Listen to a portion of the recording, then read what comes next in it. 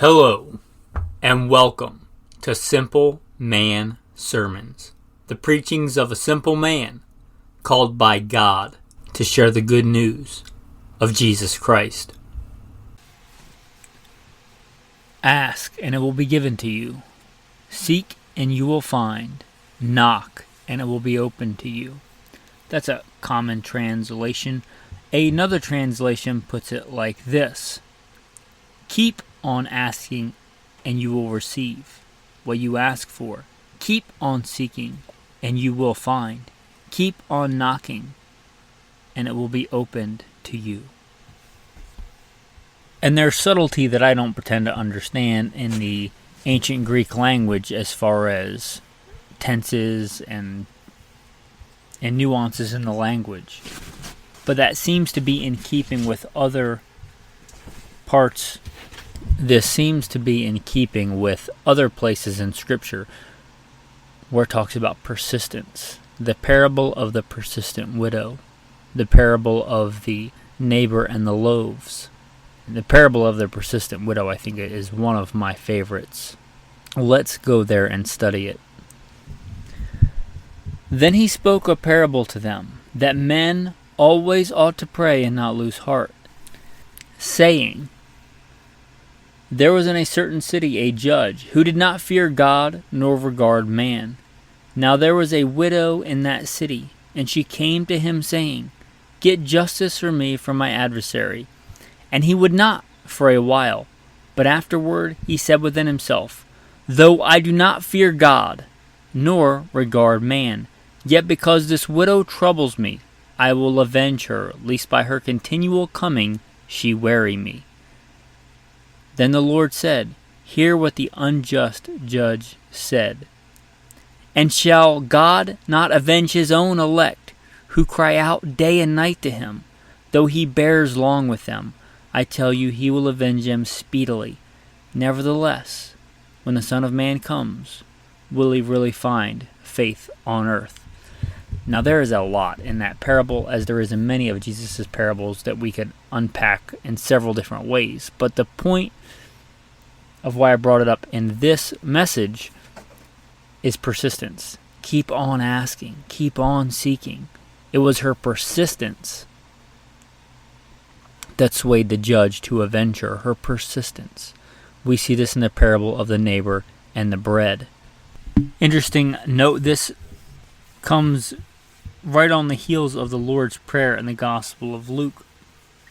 And he said to them, which of you shall have a friend and go to him at midnight and say to him, friend, lend me 3 loaves, for a friend of mine has come to me on his journey, and I have nothing to set before him.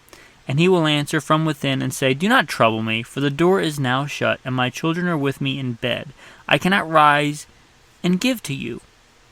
I say to you, though he will not rise and give him because he is his friend, yet because of his persistence, he will rise and give him as many as he needs. So I say to you, ask, and it will be given to you. Seek, and you will find. Knock, and it will be opened to you. For everyone who asks receives, and to him who seeks finds, and to him who knocks it will be opened. We see, even though we may not have it baked into our language in English, we see the persistence there. We see the longevity. We see it's more than just once sometimes, to ask and keep asking. I say this because I speak from personal experience. Now, to be fair, you must balance this. Jesus does warn us against vain repetition. But we see in these parables and in other places, there is nothing wrong with continuing to ask for something, even though you don't see it. Faith is the assurance of things hoped for, the things not yet seen. If we look at Mark 11, therefore I say to you, whatever things you ask, when you pray, believe that you receive them, and you will have them. Notice the divine order. You believe that you receive them first, and then you receive them. You believe it, and then you see the actual manifestation of it in that order. That order is not a mistake. Therefore I say to you, whatever things you ask, when you pray, believe that you receive them, and you will have them. That's a beautiful, beautiful thing. It's one of the great characteristics of God. He sees the end from the beginning. He is the Alpha and the Omega. God, who gives life to the dead and calls those things which do not exist as though they did. Find that in Romans chapter 4. Calls those things which do not exist as though they did. Nothing surprises the one who knows everything. It's hard to conceptualize this. Of course, we can never fully understand an infinite God, but a good analogy I heard and that I will repeat for you is, imagine you're on a raft on a river, and you only can really see what's immediately in front of you. And even if you can see a little bit in front of you, you never know when you're going to hit a rock or some certain eddy or current in the water is going to shift you one way or another. You can't see if there are waterfalls in front of you or rapids or smooth sailing very far in a twisty, turny river. But God, who is far above, He sees that whole river stretched out behind you and before you. He knows its course. He sees the end from the beginning. But we're called to walk by faith. Believe that you receive them and you will have them. It would seem rather foolish to pray for something if you did not believe that He is, and that He is a rewarder of those who diligently seek Him. Without faith it is impossible to please God, because anyone who comes to Him must believe that He exists and that He rewards those who earnestly seek Him. Some translations say diligently seek Him. Diligence. But we see there again persistence. The parable of the persistent widow, the parable of the neighbor and the bread. In Mark 11:24 and many of the other verses we just read, we see persistence. The Christian walk, right? Narrow is the gate and difficult is the way. Paul even likens it to a race. If you've ever run a race, it can at times seem very arduous, very long, very difficult. But it is a journey, a race worth taking. Races require persistence. They require diligence. Narrow is the gate and difficult is the way. Hopefully you didn't come to Christ for an easy life, but for a good life. And it's a journey. For some, a shorter journey than others. Some people come to Christ and then their life here on the earth ends very quickly. And I don't know why God takes some people when He does and leaves others. I was just saying to my wife, I had a little brother, much, much younger than me. Came when I was full grown, or what I would think was almost full grown. And I've been to war a couple of times. I worked in law enforcement on some of the nastiest streets in our country. I've traveled to some pretty nasty places around the world. I've had some pretty dangerous jobs. I've almost died several times, but I didn't, and I'm still here breathing. My little brother, when he was 18, died in a car accident, hardly ever leaving where he was from. I don't know why. It's not for me. But if you're here for any length of time after you come to Christ, life is a race, is a narrow way. I'm pretty sure if your journey's anything like mine, it will require persistence. It's a transformative journey. It should transform you. It should require diligence and persistence if it's any length of a journey. Certainly some people come to Christ on their deathbed, and time is a funny thing. Sometimes a day can seem to stretch on for a long time. But again, if your journey's any length, it will almost certainly require diligence and persistence, stick-to-itiveness. It should be transformative.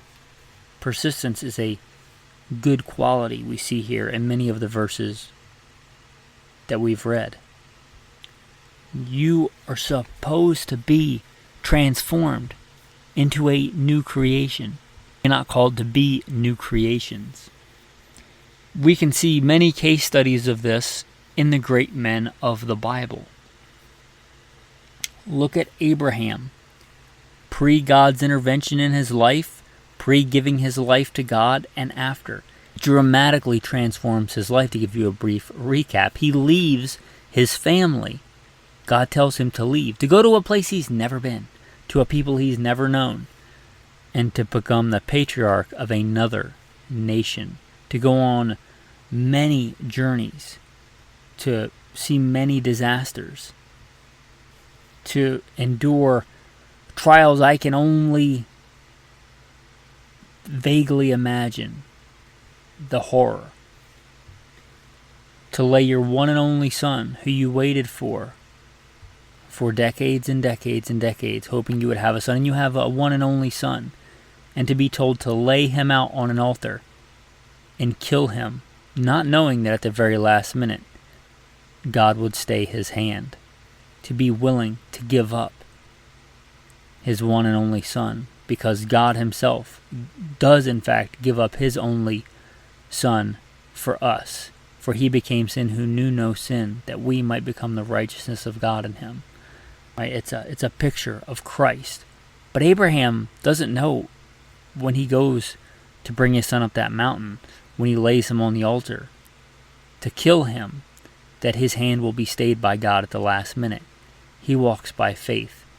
And that's just one of the trials that Abraham goes through.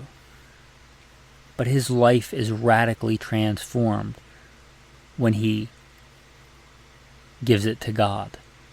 If we look at Moses was an Israelite, but raised as an Egyptian. He's a murderer. He's on the run. He's hiding out in the wilderness. He's a shepherd. And he's been in the wilderness for decades as a shepherd. He has a family. He has a career. He has a job. He's doing okay, maybe by today's standards, middle class. When God comes to him in the burning bush, his life is radically transformed. Another picture of Jesus, a savior of his people. He brings them out of bondage and into freedom, but it's not without many trials and tribulations and time literally in the wilderness. But our point here today is his life was radically transformed when he gave it to God. Gideon, who went from hiding from the enemy to leading men in battle and being a mighty warrior. David, who was not in line to be king and was far from it. He was the youngest of his brothers. If you don't know how kingship normally goes, it goes to the oldest son and then down the line. He was the youngest son of a tribe and a people, a family not in line to be king. He was a shepherd out in a field.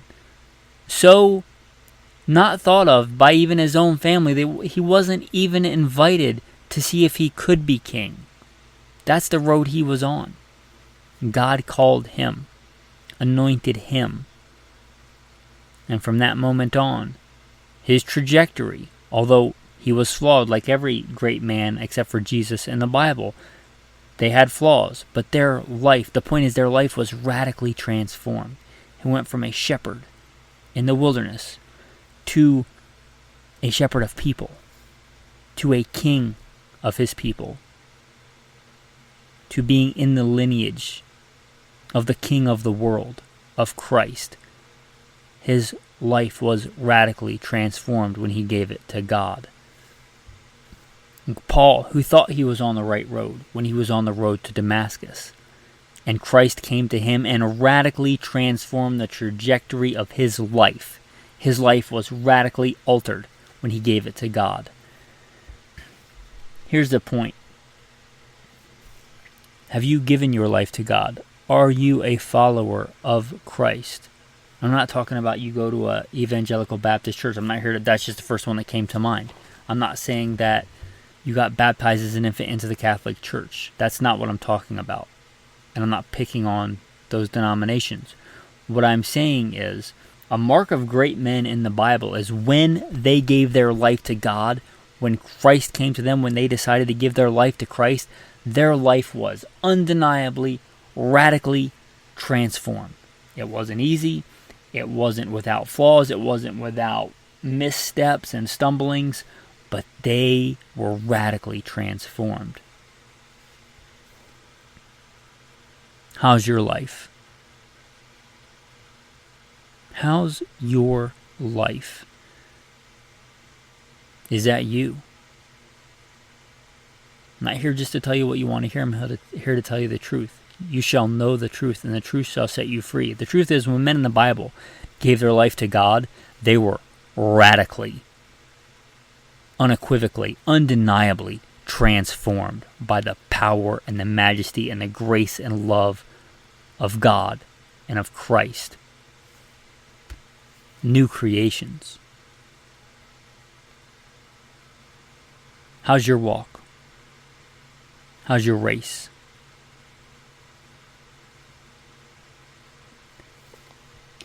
I heard it put once this way. I did not come up with this. I don't know who came up with this, but it's a good thing to ponder. If you were accused in a court of law of being a follower of Christ,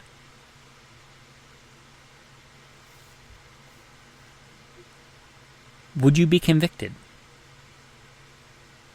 Would there be enough evidence easily attainable by multiple witnesses, by the testimony of 2 or 3 witnesses?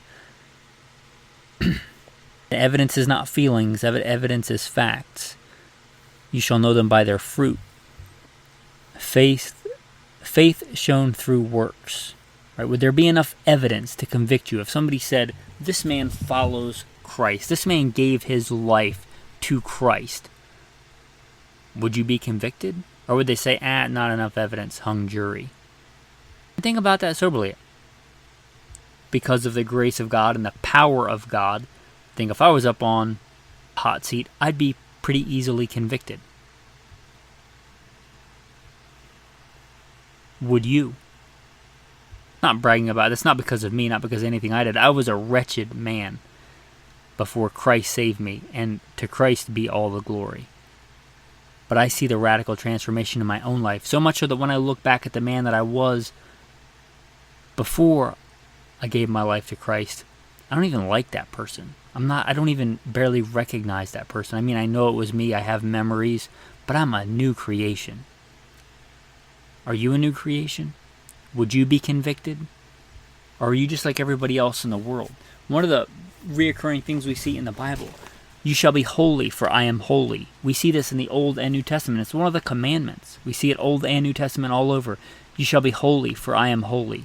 Holy, kadosh, set apart, peculiar.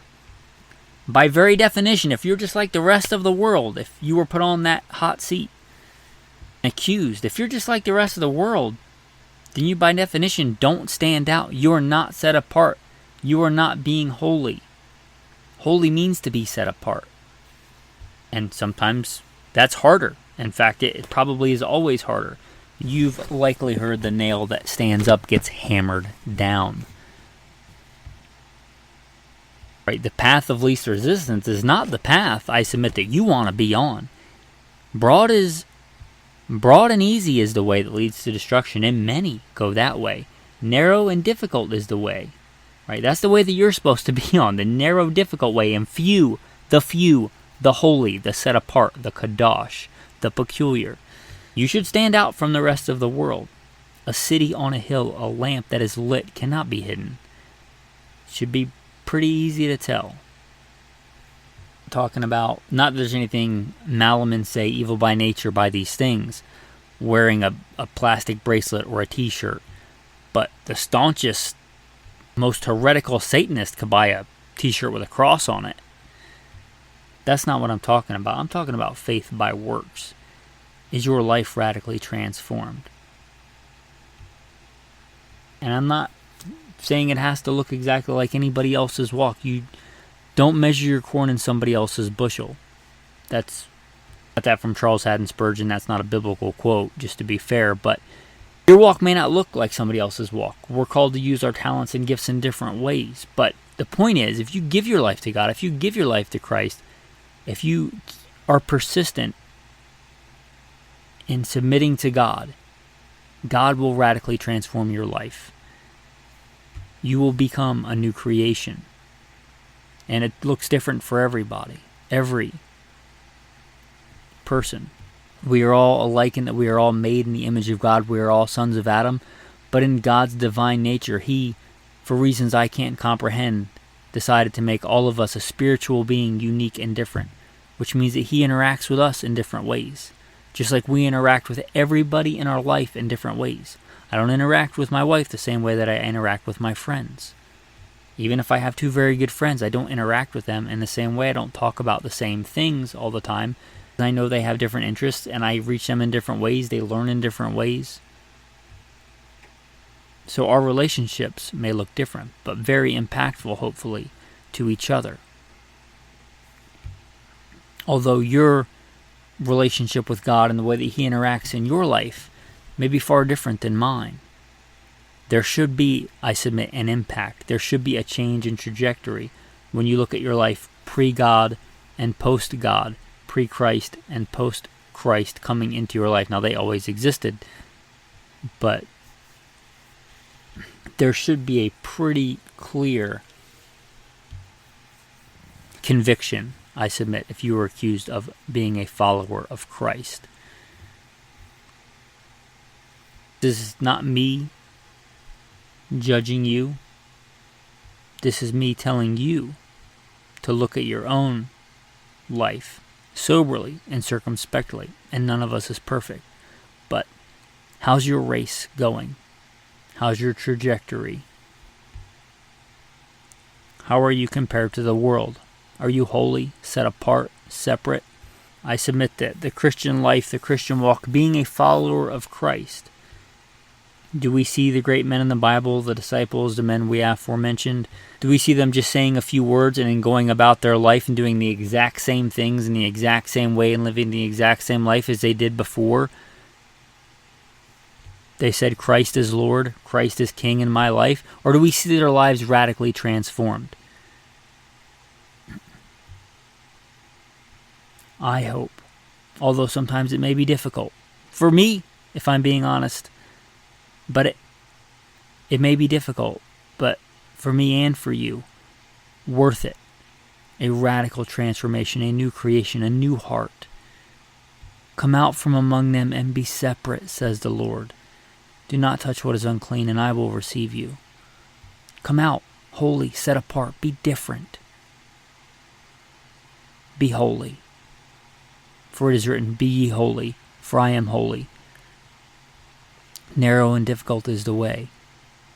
The persistent widow, the neighbor and the loaves, the disciples and the great men in the Bible whose lives were radically changed when God intervened. We loved Him because He first loved us. So, some things to think about. With that, thanks for listening and have a blessed day.